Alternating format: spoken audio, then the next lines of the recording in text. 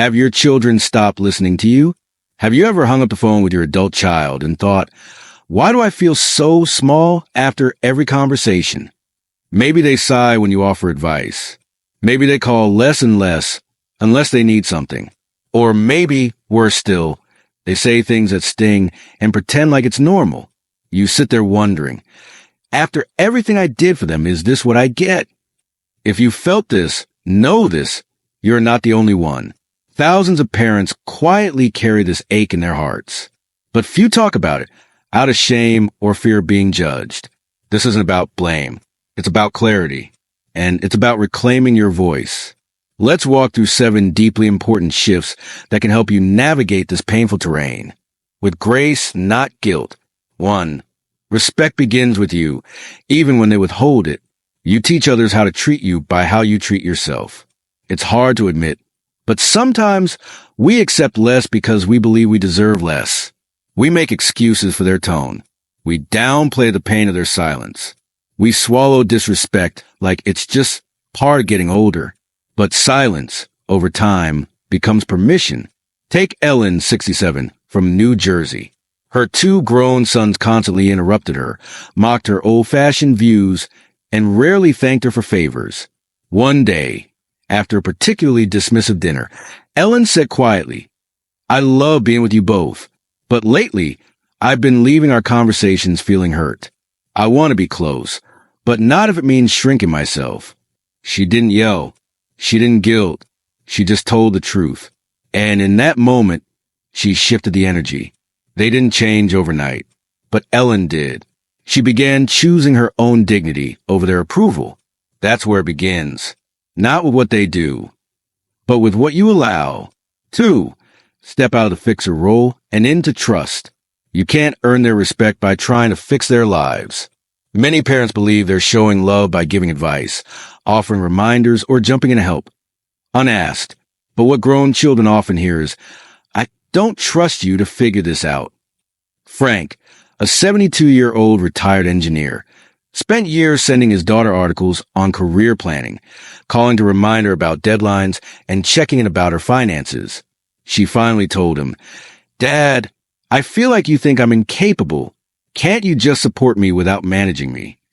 It crushed him, but it opened his eyes. He backed off. Instead of advice, he offered listening. Instead of reminders, he gave encouragement. And the result? Their phone calls became longer, more frequent, more respectful. Because nothing says, I believe in you, like stepping back and letting them stand.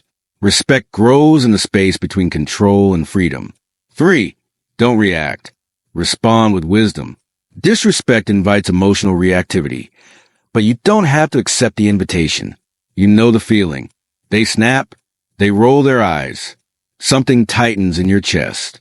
You want to lash out, say something sharp, remind them of all you've done. But here's the truth. Reactivity reinforces the cycle. Instead, let silence be your power. When your daughter dismisses your words with, Ugh, Mom, not this again, say calmly, I'd love to talk, but not if we're going to speak to each other like that. Then stop. Let the silence speak. This isn't passive aggression. This is self-protection with dignity. When you refuse to feed the drama, you shift the dynamic. And slowly, your calm becomes contagious.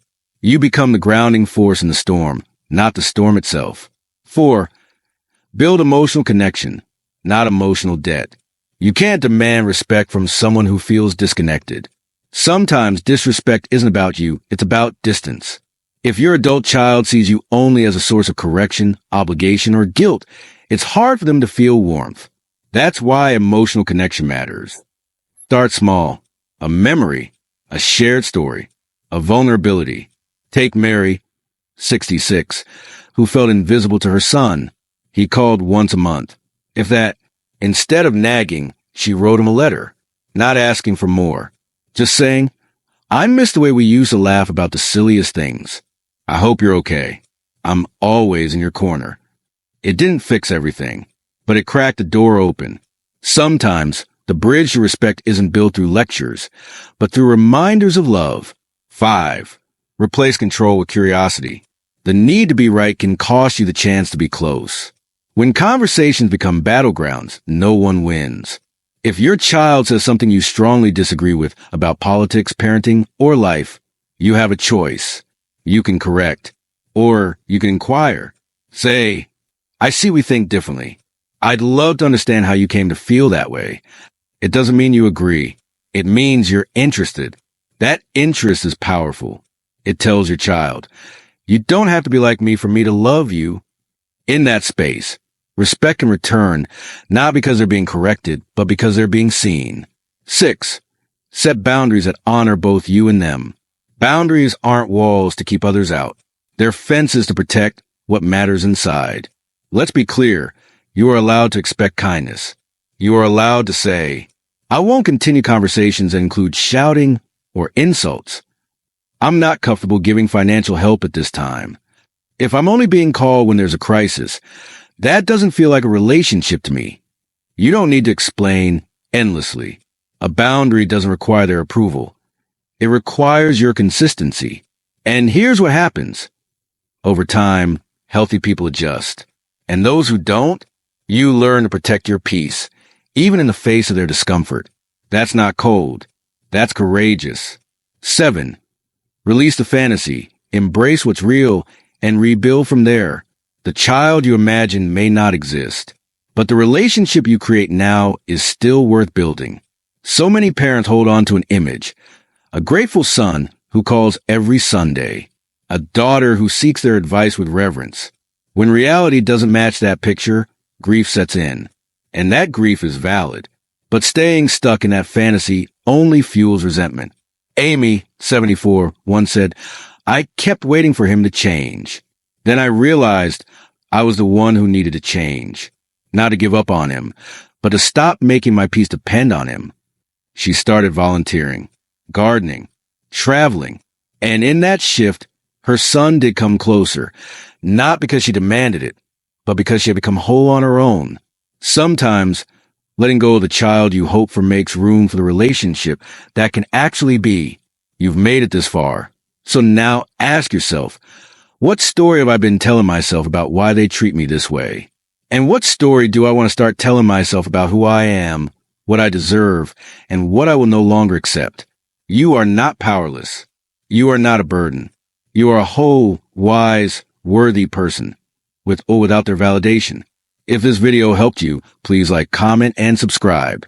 And share it with someone who may be feeling quietly hurt, but hasn't had the words yet. We're here to say, you matter, your voice matters, and your peace is worth protecting.